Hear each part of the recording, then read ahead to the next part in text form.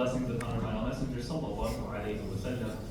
Alhamdulillah, it's an honor to be here back at Fajr Club here at MCMC.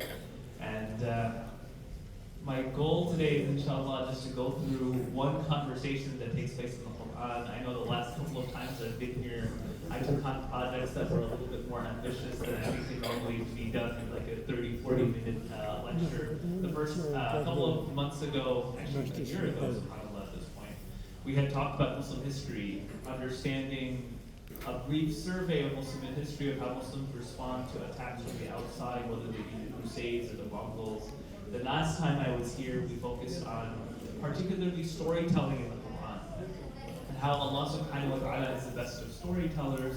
And one of the ways we appreciated that is by understanding, of course, or one example of that was in Surah Al-Qasas, the surah that's literally named the story, or the step-by-step following of a story, the story of Musa alayhi salam, particularly actually the story of the mother of Musa alayhi salam. Today what I wanted to do is go over one conversation that exists many places in the Quran. It's actually found in 8 different spots where Allah subhanahu wa ta'ala outlines for us our own creation. And most of us have heard this story before, but I wanted to particularly focus on 2 or 3 details.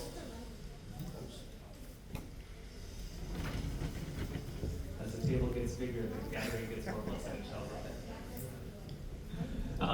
So what I want to do this morning, inshallah, is go over one particular conversation in the Quran that teaches us a lot about who we are and teaches us a lot about what we can get wrong about ourselves if we become mindless. And that story, as Allah subhanahu wa ta'ala recounts in 8 different places in the Quran, is actually the story that between the conversation of Allah subhanahu wa ta'ala and the angels, Allah subhanahu wa ta'ala and Shaitan, and Allah subhanahu wa ta'ala and us.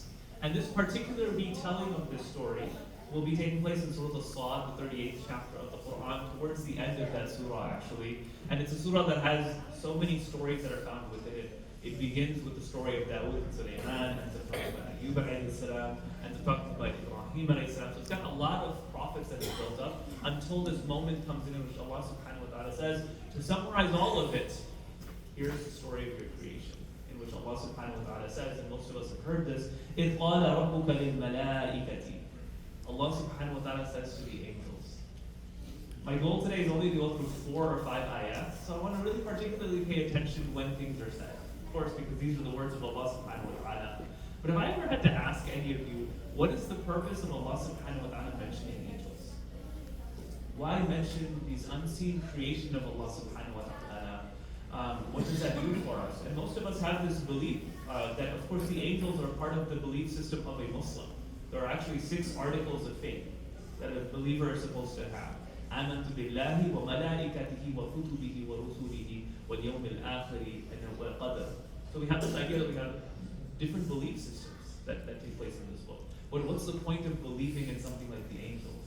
Well, actually, in our tradition, this is a tangent from the topic itself, but in our tradition, we sometimes use the term faith wrong. When I ask young people what does faith mean, sometimes they say something along the lines of iman. And this is what I call a Muslim definition. What I mean by that is there are so many words in the English language that we only define by an Arabic equivalent. My favorite ones of these are like, if you ask someone, what does wudu mean? What's the response everyone's going to give me? Ablution. What does ablution mean? Wudu. It circulates over and over again. What does supplication mean? Dua. What does dua mean? Supplication. My favorite one of this is circumambulation. It's like, what does circumambulation mean? Tawaf. When else have you ever used that word anywhere else? You've never used it. But the same thing is sometimes done with iman. When someone asks, like, what does iman mean? It means faith. Well, what does that really mean? Well, faith actually in our tradition, there's a dua with Rahim alayhi salam in which he says, after leaving his family in a desert, رَبِّ اجْعَلَ هَذَا بَلَدًا آمِنًا. Oh Allah, make this a place of safety and security. And it's that idea of amna. What is it? It's safety and security. What is iman? It's an idea that brings about safety and security. Because I want you to think about it. Maybe one of us or all of us are wondering, do I have a purpose in my life or do I not have a purpose in my life? And I'm so insecure about what I'm supposed to do, but alhamdulillah, I believe in Allah. my Creator has attributes and qualities. Therefore, what? My Creator wouldn't have created me in vain. I'd suddenly feel better about myself. I look at the world around me and I go, I don't understand how the world around me works. It's so confusing. I believe that Allah has angels, unseen creation, that are what? Maintaining order whether I understand it or not. I'm encouraged to try to understand the world around me. But even if I don't, Allah has what? Malaikatihi. Well, I don't know how I'm supposed to live now. You told me about how my creation and how the creation works. How am I supposed to interact with kutubihi? Allah didn't leave you without instructions. There are always messages from Allah subhanahu wa ta'ala to each and every one of us. But I don't know how to follow that message. وَرُسُلِهِ. That what Allah subhanahu wa ta'ala sent messages with messengers who would tell us how to actually properly live out those messages. Well, sometimes I do things and sometimes I get a reward. Sometimes I do things that doesn't get recognized. Well, there's a day of judgment. But good things, if you do them, there will always be rewarded. And bad things, if people do them, inshallah, may Allah keep us away from that, that there will always be a day of justice that's found. Well, I have a plan. My plans don't always work. Don't worry, your plans, it doesn't matter if your plans always work. Because why? We believe in the qadr of Allah subhanahu wa ta'ala. That's there as well. So it's a tangent, but in this case, Allah actually introduces it by saying, إِذْ قَالَ رَبُّكَ لِلْمَلَائِكَةِ. Allah says to the angels, these amazing creation of Allah subhanahu wa ta'ala that are carrying out the will of Allah subhanahu wa ta'ala exactly as it needs to be carried out in any given moment. إِنِّي خَالِقٌ بَشَرًا مِنْ طِينٍ. That I am creating a bashar. A bashar could be translated in a couple of different ways. One way of translating it is something of skin, meaning something that you'll be able to interact with physically. It's actually a being that when you look at, it actually brings you some degree of happiness. I'm creating a physical being, min teen, from clay. And then Allah subhanahu wa ta'ala continues, and most of us have heard this part before, that of course we were created from clay. But Allah continues, فَإِذَا سَوَّيْتُهُ وَنَفَخْتُ فِيهِ رُوحِي. And when I have balanced it, put it in its perfect proportion, وَنَفَخْتُ فِيهِ رُوحِي, and blown into it from my ruh. I won't translate ruh just yet. And blown into it from my ruh, فَقَعُوا لَهُ سَاجِدِينَ. All of you fall into prostration. You should all be amongst those who are falling into prostration. And then Allah continued, فَسَجَدَ الْمَلَائِكَةُ كُلُّهُمْ أَجْمَعِينَ. And all of the angels fell into prostration.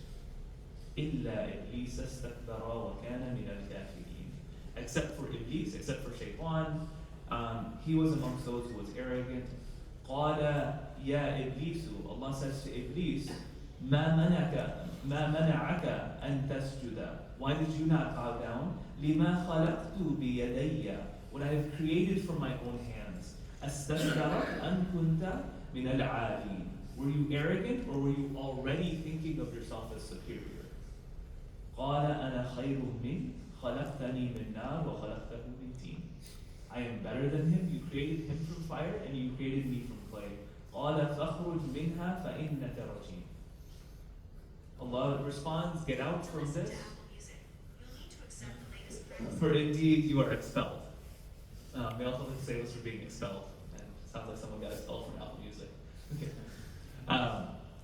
But what is this? Why am I bringing up this conversation? Well, I'm actually bringing it up for two reasons. One is for us to have an appreciation of why is it that Allah subhanahu wa ta'ala created us in such a beautiful way that it deserved what? The angels literally bowing down in prostration. And no, they are not bowing down to us, they are bowing down to Allah subhanahu wa ta'ala because of our creation. And I'll talk about that in just a second.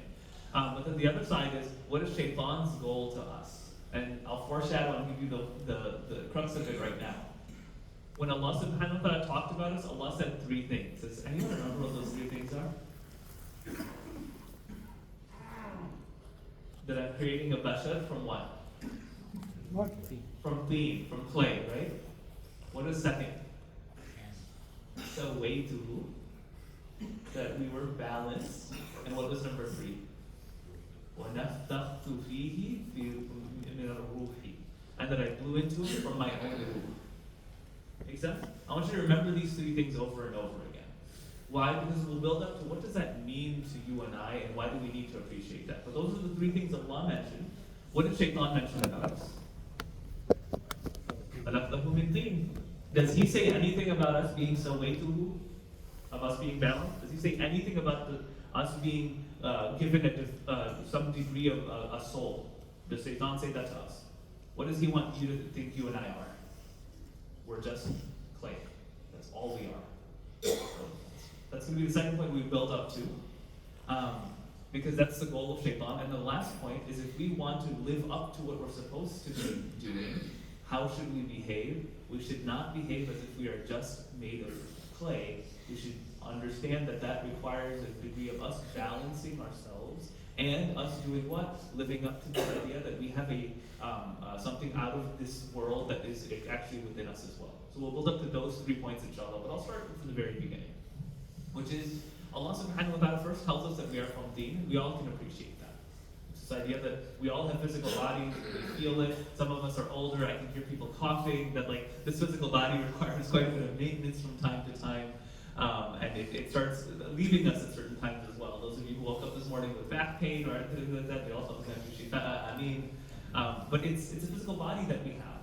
But we all know that our physical body isn't just who we are, but it is something beautiful and amazing about us. We're not the only creation that's created from deen. That's the first real element for us to live into, is Allah SWT created us from deen. You can say many other creation of Allah subhanahu wa ta'ala is created from deen. If we looked at the molecular chemistry of what you and I are made of, carbon, phosphorus, like some of you with medical professors can tell me even more specifically, but that's very much the same as if you looked at a cat. That's very much the same as if you looked at some other creatures that Allah subhanahu wa ta'ala has made, and you could make the argument they are all from deen just like we are. The same actual physical ingredients that they have is the same ingredients that we have. That's not what necessarily makes us special. What makes us special is the other qualities Allah subhanahu wa ta'ala has given us. And actually, if we look at just our physical bodies, we could say, mashallah, Allah subhanahu wa ta'ala has proportioned us in beautiful ways. And it's true. One of the ways that the classical mufassirin actually understood the idea of sawayt, who balanced us, is we walk on two legs. We walk in a more elegant fashion than others. But if we really looked at balance, there are certain creatures on a physical level that can balance much better than you and I can. A flamingo can be on its one leg for 14 hours. Don't try it. We probably have a problem doing that. We've got really good vision. Alhamdulillah, we do. Some of us have better vision than others, but none of us can compete with the vision of an eagle. You might be strong, but don't try to wrestle a bear. It's not going to work. Then when we come up to just our bodies, it's actually not that significant when it comes to just like we were created from deen. But Allah didn't just keep us locked at deen. Allah subhanahu wa ta'ala says on top of that, so way we were balanced. And yes, our physical bodies are beautifully balanced. There's a lot that can be said about that. But there's probably something more significant going on here. That think about the human being has the ability of being balanced in a way that no other creation that we can see at the very least can be balanced. That when I look at in my own home, I have fish, I have a cat. I can tell you that if I put food in the tank and tell my fish, don't eat it, don't eat it, you need to be fasting today. That's never going to happen. Because why? They see food, they go jump in and want to eat that food. And that's true for basically every creation that Allah subhanahu wa ta'ala has put forward in deen. That what? When you put a desire in front of it, it will fulfill that desire in some way, shape, or form, especially when it has to do with its own survival. It'll go right to it. But the human being, they've been balanced at what? There'll be sometimes that your needs and what your higher intellect has will deviate from each other, and you'll be able to balance it. So that when you tell a human being, here's food that you like, but then you say, if you keep eating it, you're actually going to suffer long term. We'll do, okay, I'll eat in moderation. Inshallah, most of us. Okay. I'll eat in moderation. That might be something we come to. Or even more so, if you say, if you do this, you will gain something much better with Allah subhanahu wa ta'ala. We'll say, okay, I'll fast. I can fast. So when we can balance it. You and I have individual needs, and then maybe our family has a need. And you're able to say, what? I will delay my need because my family's need comes first. So wait, you have the ability of showing balance and being balanced That's an amazing component of the human being that Allah subhanahu wa ta'ala has actually put within us. And Allah will talk about in other places in the Quran, where Allah subhanahu wa ta'ala will talk about many different words for intelligence for the human being. But two of them are hijr and nuha. Hijr is literally a boulder, because what? Half of intelligence is sometimes knowing when not to move forward. You want to say something, but you hold yourself back. That's actually us being balanced. That's there, and nuha is literally like to stop something from happening. Because to diffuse a situation is just as important as to initiate a situation. But it's a part of intellect, but it's a part of the balance that Allah SWT has created within the human being, is this idea that we have the ability of holding back our emotional needs, sometimes our physical needs, in order to do what's most important in a given time and place. Does that make sense? The way Hu makes a little bit of sense to us, inshallah, right? That Allah has balanced us and proportioned us. And we're going to eventually look into the life of the Messenger sallallahu alaihi wasallam as a perfection of these qualities. But when we look at the Messenger sallallahu alaihi wasallam, what a balanced human being in terms of what he did, and how his time was spent between his family, between his community, and Allah subhanahu wa ta'ala. Balance. The Messenger sallallahu alaihi wasallam, balance of moderation. He would fast certain days, but he would eat certain days. But the balance of what he would sleep certain nights and stay up certain nights. Balance is actually a key word that's found in our tradition. And it's so amazing when you reach it that what the angels have to bow down in prostration as a result of it. But that wasn't it either. Allah said that there was a third quality, that I've blown into it from my own spirit, is how I'm going to translate it. But it's this idea that human beings don't just have qualities of this earth, we actually have qualities of the unseen found within us as well. What I mean by that is, human beings, we aren't ever satisfied with things of this earth. Why? Because we are not fully from this earth. I'll go back to the example of like my pets, right? I've been feeding my fish the same food for the past 7 years.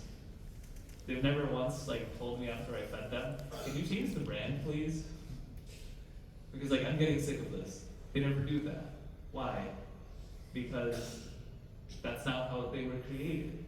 But if I feed my children the same food 3 days in a row, they're not going to eat it. Give me something else. Give me something better. I haven't had this in a while. Why? Because we're always looking for that next thing. And I like starting with children to tell us, put us in our place, because we're no different. One of us drive the same car for 15 years. What starts to happen? We don't like it anymore. We want something better. I feel like my life's not going anywhere. Live in the same place for 2 decades. We're not going to. We want something more. We want something more. And that's an innate quality that Allah SWT put in all of us, because why? We tasted from perfection. Part of our origin was what? What was the original home of Adam? It was Jannah, so that's one part of it. But also, we were given something from Allah subhanahu wa ta'ala from the hereafter. Flew into it from Allah's spirit, which is that we're chasing perfection because we tasted it already. So we're always looking for it. Of course, that's never going to come from this world. That's why we're going to continuously chase and chase and chase until we recognize that where is that reunification actually going to take place? Where is that closeness to Allah going to take place? It's here in the hereafter. But human beings have the ability of being creatures that recognize the hereafter is there. We don't just stop with just this world. But first point of this is, this was such a noble thing. These 3 qualities in one creature was so amazing that the angels has to fall into prostration. In the Quran, there are only a few instances of sajda being done. And it's almost always done when something so amazing happens that you can't help yourself except to show respect. When Musa alayhi salam is confronting the magicians in front of Fir'aun and his audience, they do whatever their tricks are, and then Musa alayhi salam is, Allah SWT allows Musa alayhi salam to do an amazing miracle in front of them. What does Allah say happens? They fall into sujood right then and there. Why? Because they can't help it. They're the masters of their craft, and they recognize this is amazing. There's no way we can compete with this, so they fall into prostration. There's a hadith of the Prophet ﷺ that when the Christians of Najran came to the Messenger ﷺ to interact with him, they were learned in their scripture. And once they heard the recitation of the Quran, their eyes filled with tears and they fell into sujood. Because why? When you know a little bit about something and then you're amazed by it, it's very different than if you had no idea. The angels in this case, they fall into prostration. And they're a creation of Allah subhanahu wa ta'ala that doesn't just see the seen world, it also sees the unseen world. It sees the world around you and I that you and I will never be able to see. They recognize that, wow, when Allah subhanahu wa ta'ala made this, subhanallah, how perfect is Allah subhanahu wa ta'ala. That they fall into prostration because what the human being is that amazing. The first major point of today, remember there's only three. First major point of today is a huge, I think, problem in the world around us is that we have very little self-worth. Like, am I worth anything? And this conversation, this story, the stories in the Quran are not told for no purpose. If we were to internalize them fully, the Quran is a full education. Part of the story is to say, you have a value that actually you don't need to prove to anyone around you. Because why Allah subhanahu wa ta'ala gave it to you. The human being, نَحْنُ كَرَّمْنَا بَنُ آدَمَ. We have honored the children of Adam. The human being is so valuable that literal angels prostrated because of you, if you just live up to that standard. That's what it's supposed to be. You don't need to go out seeking it from other people. Because what happens when you think you have no value, you think you look for other people to give you value. So it starts taking place. Then you go, let me tell other people what I've done. And if I haven't done enough, let me lie about what I've done so other people think I'm respectable. But what's the actual issue? You don't think you have any value yourself.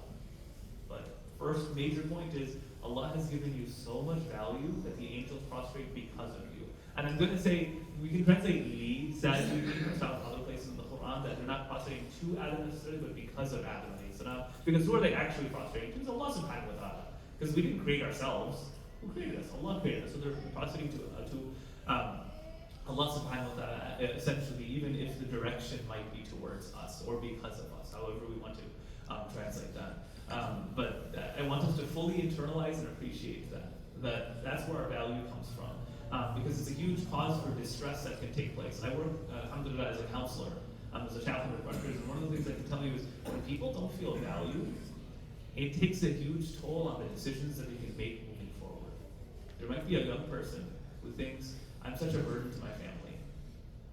Because they're thinking from a materialist mindset, all I do is my parents pay for my education, or I'm going into debt because of my education. I am so worthless. I don't deserve anything. That leads to an immense amount of suffering. There might be someone who on the opposite end of this goes, man, I used to be able to support people, now other people support me. Maybe I'm retired and now I have to rely on other people. Man, I have so little value. Or others think, if only I got that thing, then I would be valued. There might be a mother who thinks, I used to have friends and I used to go out, but now that I have this child, all I do is take care of my child. I've lost value in some way. This is where I first come in and say, Allah gave you an immense amount of value that what you have innately within you, that you don't need to worry about other people giving it to you. It was already granted that this was a value that you had, but it's balanced. Why? Because there's two ways of looking at it. One way of looking at it is, look, I've got so much value that I don't even need to do anything as a result of this value now. That's actually the archetype of Iblis, of Shaitan. But there's the other style of value, which the analogy could be, it's like someone who's applying for a job, like an entry-level position at a company. And the CEO of the company goes, you know what, I'm going to make you the vice president. That person could have two responses in that moment. The first response could be, man, I'm so amazing, let me start bossing around the rest of the people around me. No, there would be one response which would be terrible. But then the other response is, I know I don't deserve this job. I know I don't have the qualifications. But now that someone's believed in me and given me the honor, let me live up to it the best way that I can. That's supposed to be the attitude that you and I have. Is Allah SWT has already given you such a blessed position that what I need to now live up to this in the best way that I can, so that I can hopefully live up to this honorific title, because the honor was given first. I don't want to lose it. Allah has already given me such dignity by creating me in this beautiful way. I don't want to lose that in any way, shape, or form. And then again, it's balanced. And how do I achieve that high status? Is by first and foremost balancing myself and making myself well proportioned. And we'll get into the sunnah of the Messenger sallallahu alaihi wasallam in terms of how that gets done. But that's the mindset we're supposed to have. But the second major point for this morning is that there's someone out there, Iblis, he wants to completely turn you away from this idea of this beautiful creation. Because why? What does Iblis say? When he wants to argue with Allah subhanahu wa ta'ala on why he's better than Adam, does he say, I'm better than him? You created him from clay, you balanced him, and you blew into him of your ruh. No, what does he just say? You created me from fire, and you created him from clay. What does Iblis want to make you think you are?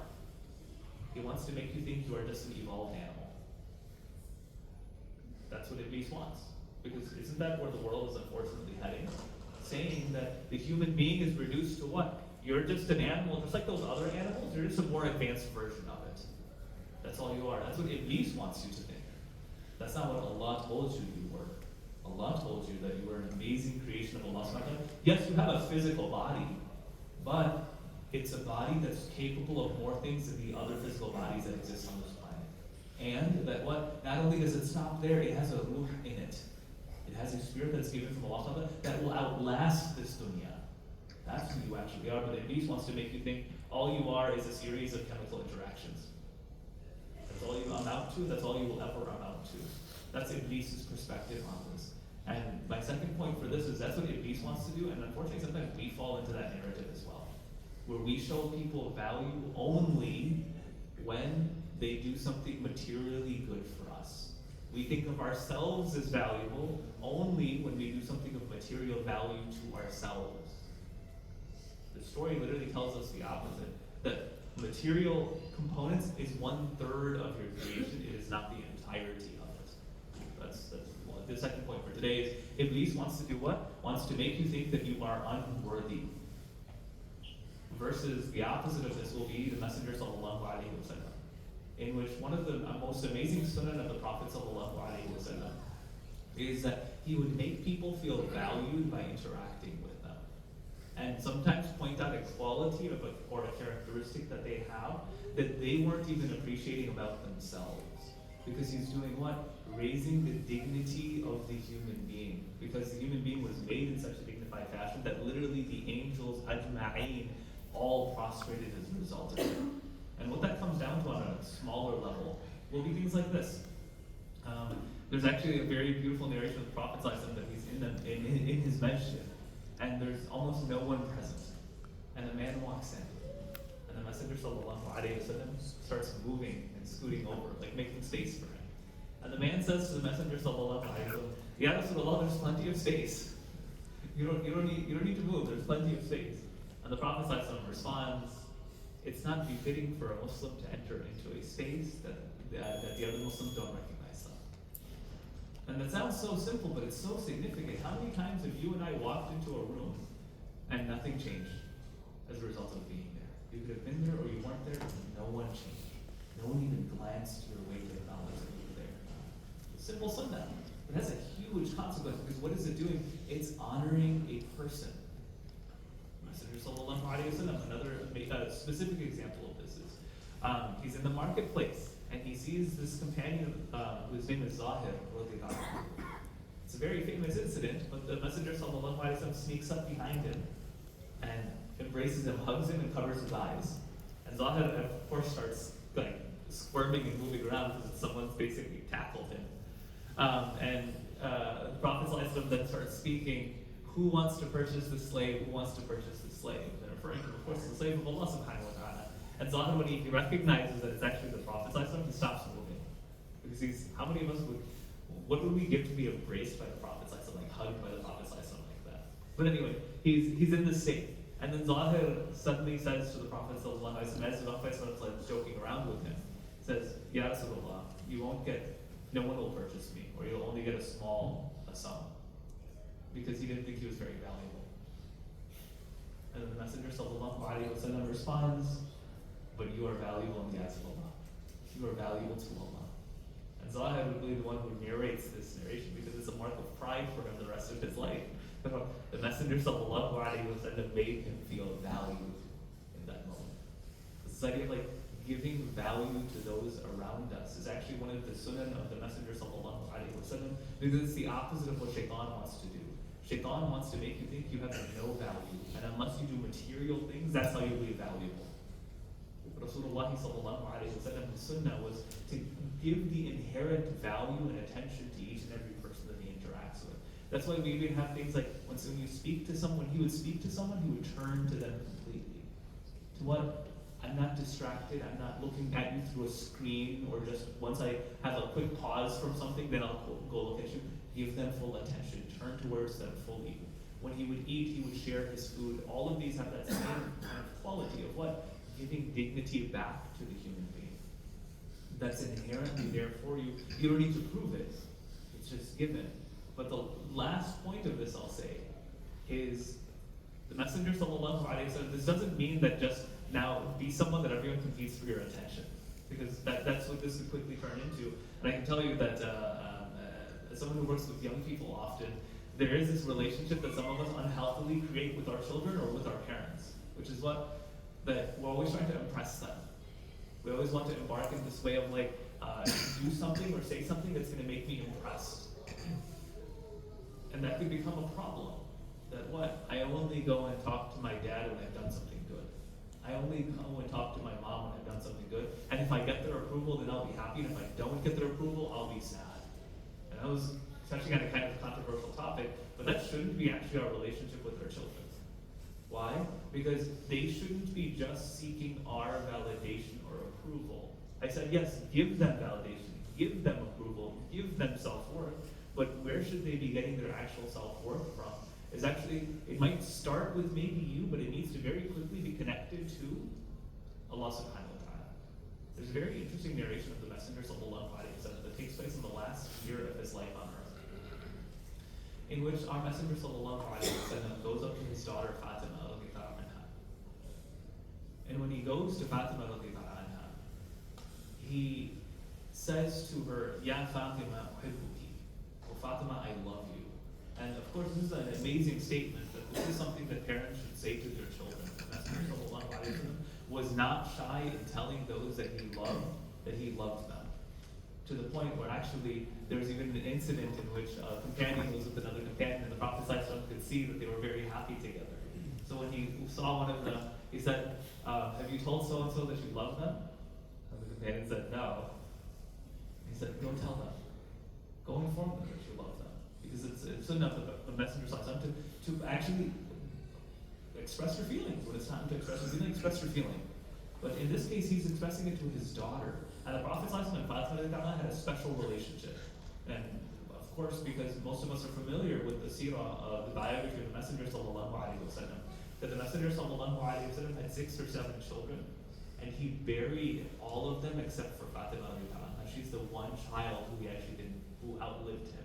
She only outlived him by about 6 months, but she outlived the Messenger sallallahu alaihi wasallam. This is his last remaining child.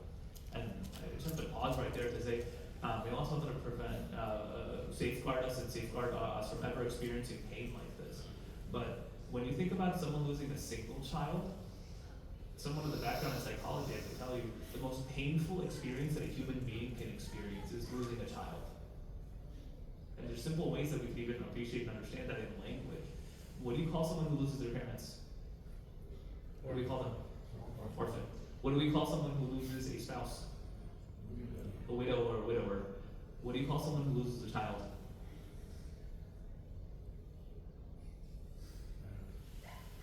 There's no word, right? Why? Because it's actually so horrible to think about that we don't have a word for it.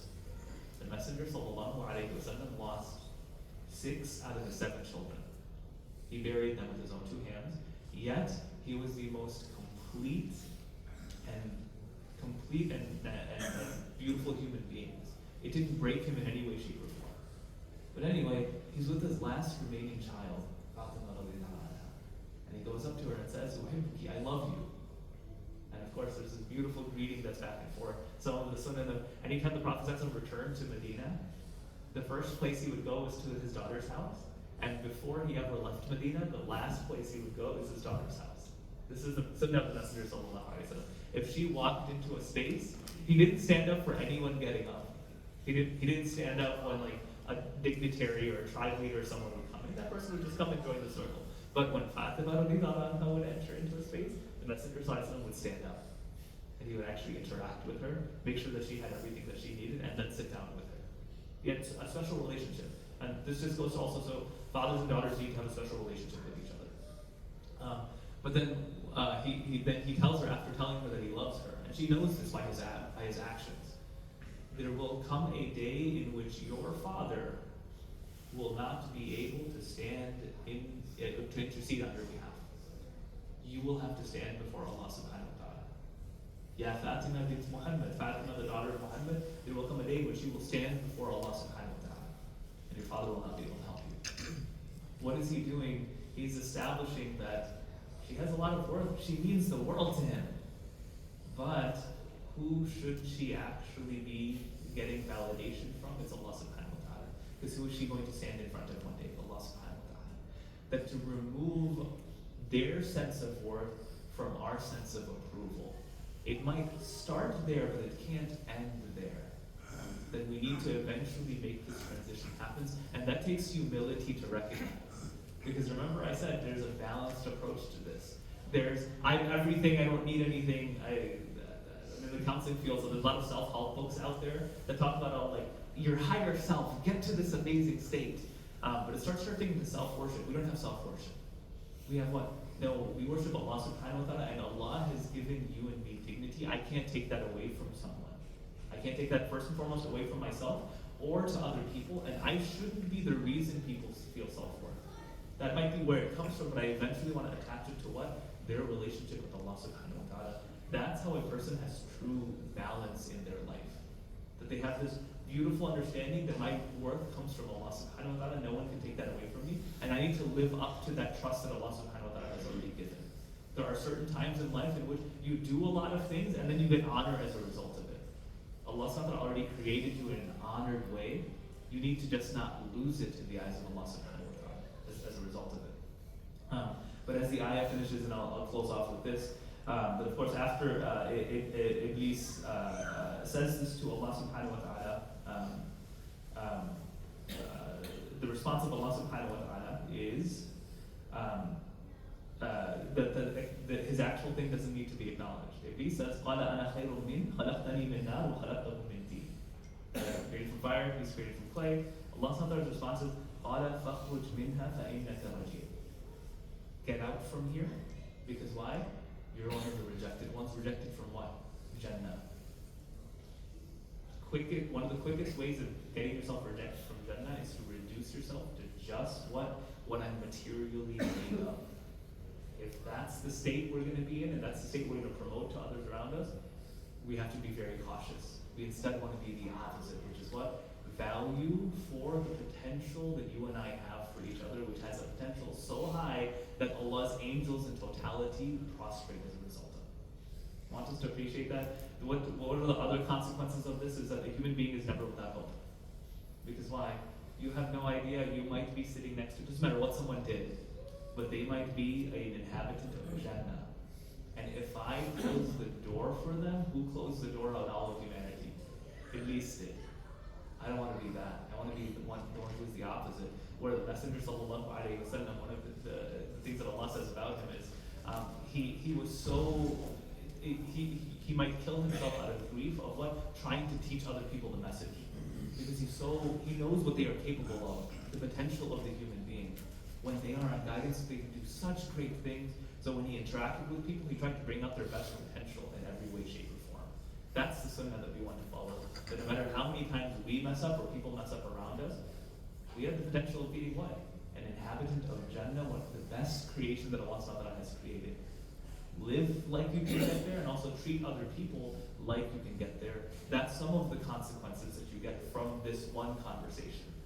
And the bigger narrative I want us to appreciate is, we spent the last 35, 40 minutes, and I'm sorry if I'm going over time, just talking about 2 or 3 sentences that were exchanged in the Quran.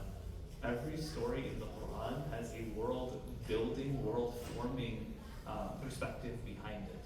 That this book is supposed to do that, make you appreciate yourself more as a result of reading these stories and these conversations. And what I wanted to do just this morning, inshallah, in just this one conversation, those 3 points.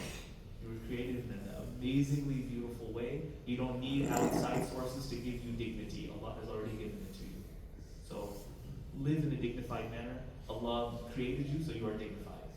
2, Iblis wants to make you think you are just a body. You're more than just a body. And 3, Iblis wants to take away your idea that you have these qualities. The Prophet ﷺ and Allah SWT wants you to recognize that you have these. That's how you make your way back into Jannah. May Allah SWT make us among those who are in Jannah. Ameen. Jazakallah khair. Assalamu alaikum.